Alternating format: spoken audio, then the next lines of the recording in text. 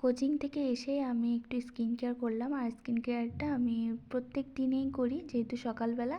সেটা হলো কাঁচা দুধ দিয়ে আর তুলো দিয়ে আমি পুরো মুখটা ক্লিন করি, আর এটা আমি প্রায় মানে প্রত্যেক দিনেই করি।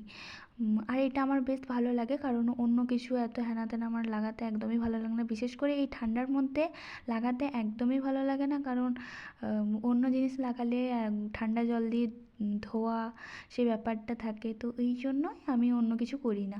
আর এই তুলসী মঞ্চের সামনে যে ফুল গাছটা হয়েছে সেটা অন্য টাইমে ফুল ফুল ফোটে না, সেটা একমাত্র এই শীতকালেই ফুল ফোটে। আর পুরো গাছটা হোয়াইট ফুলে মানে ভরে আছে, দেখতে জাস্ট অসাধারণ লাগছে। তারপর ভাবলাম পার্সেলওয়ালা এসছে, বাট না, পার্সেলওয়ালা আসেননি, এসেছেন ফুল গাছওয়ালা।